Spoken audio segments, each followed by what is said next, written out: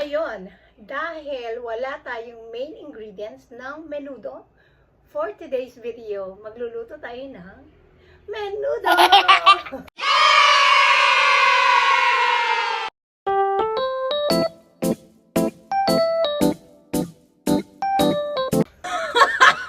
Hi guys! Welcome back to Life Lately by Shin. This is Shin. For today's video, I'm sharing my recipe of menudo minus the main ingredient. Kung bago ka sa aming channel, napadpad dito sa aming munting tahanan, please do like, share, and subscribe if may matutunan ka sa aming video for today.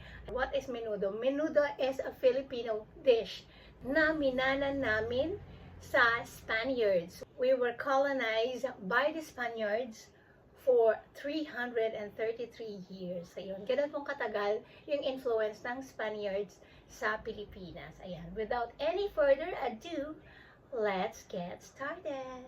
So, these are the ingredients that we will be using today sa ating menudo. Ayan. Una na po dyan, syempre, ay pork, carrot, and sobrang daming patatas. And then, meron din tayong, actually, ang ginagamit sa menudo ay hotdog. But dahil wala akong hotdog, meron akong spam na natira. So, spam ang gagamitin natin. Ayan. Siyempre, meron tayong kimchi, tomato paste. Para mas masarap and mas malinamnam yung ating menudo, ang ginagamit ko as much as possible, kung available, ay margarine instead of yung ordinary cooking oil. Wala din akong garlic cloves, pero mas okay talaga yung cloves. But then, dahil meron naman akong granulated garlic, ito ang gagamitin ko, black pepper, suka or vinegar, soy sauce. Ayan. Isa sa mga main ingredient ng menudo ay yung liver, or pwedeng liver spread, pero dahil wala nga ako noon, we will try to pull it off dito sa ating available ingredients. And na-try ko naman dati, okay pa rin naman. So, tara, luto na tayo.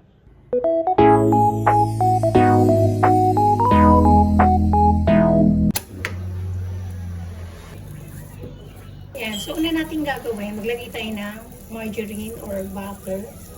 Kung anong available. Pero kung wala namang margarine or butter, pwede din naman yung ordinary cooking oil. Pero kasi mas malinamnam yung menudo, pag ang gamit natin is margarine or butter. Ito muna natin siya. Ayan. Makakatipid tayo kapag ang ginamit natin ay hotdog. Ayan. Pero dahil tinatampak ko sa market, and may natara naman dyan na konting spam, so yun na lang ilalagay natin. So gamit ako ng tong. Kasi alam naman ang sobrang buong yung kumilamsek. Eh dahil takot tayo dyan. Antay na. Saan mo ito tatang? Ayan.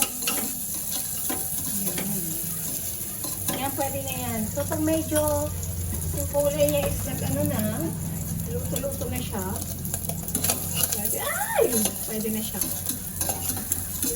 You have to set aside muna ating spam.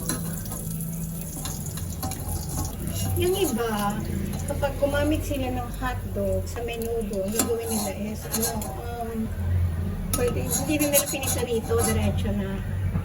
So, yung malapit na siyang maluto, diretso na ilalagay nila yung hotdog. Pero kasi gusto ko yung pinipirito siya. Rito, hindi natin ito. Rito. Yan, gusto ko yan eh.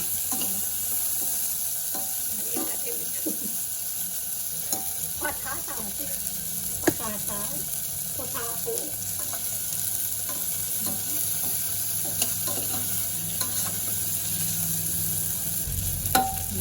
So, sabay na rin natin itong ating carrot.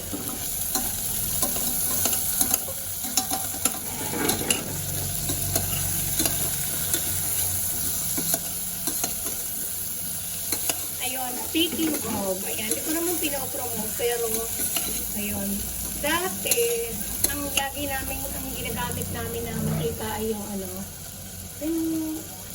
mantika na regular na nabibili sa market.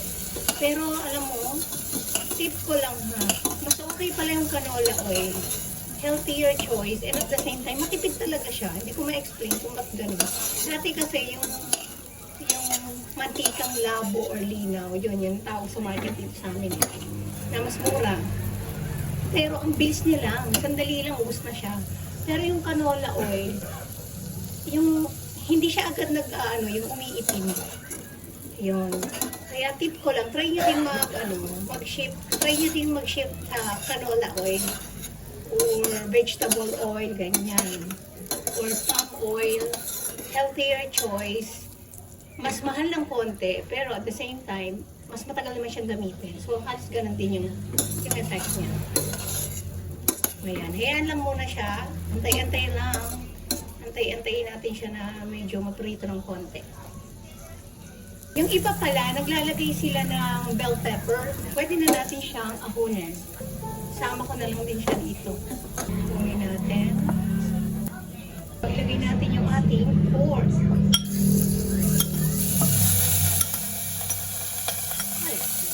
Maglagay ako ng 1 cup of water. Toyo, soy sauce, suka, vinegar.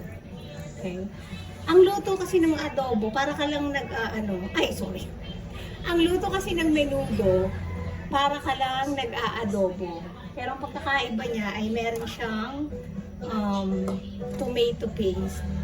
Lalagay na tayo ng garlic, granulated garlic. Mas maraming garlic, mas okay. Pero kung ang gagamitin nyo ay yung garlic cloves, ang gagawin ay pipit-pitin nyo siya, then isasama nyo na siya dyan sa pagpapakulo ng baboy. And then, lagay tayo ng pepper, black pepper. Black pepper to taste. Ayan. Okay. Ayan. Hanggang sa lumambot na yung baboy, hayaan lang natin siya. Okay, so ayan, kumukulo na siya. After 15 to 20 minutes, syempre check muna natin kung malambot na yung ating baboy. Ayan. Malambot na siya. So, pwede na natin ilagay yung ating tomato paste. Ayan, tomato paste. Actually, bali, ang ginagawa ko dito, tansya-tansya lang. Ayan, kasi, kumbaga, pag nagluto ako, depende sa taste kung okay na siya sa akin. Ayan. Patay tayo ng tomato paste. Buuin mo lang siya. Tsaka, mas okay sa akin yung medyo iga. Yun yung gusto kong tipo ng menudo, yung nagmamantika. Ayoko nung sabaw. Ayan. And hindi siya matabang, tama lang. Pero gusto ko siyang dagdagan ng paminta. Dagdagan natin. Patas, yung spam at yung ating carrot, ibabalik ko na siya. I-add ko na siya. Kasi aantayin na lang natin ito na medyo magmantika at maiga.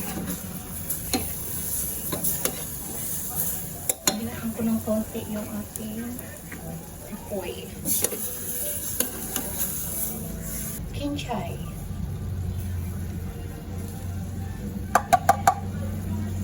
Kinchay. Yung kinchay, pangpabango and pampalasa din. Iba yung lasang nakikreate itong kinchay and yung aroma.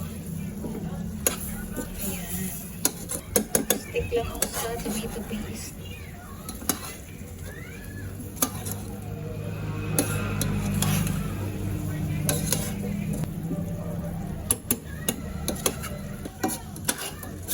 Tada!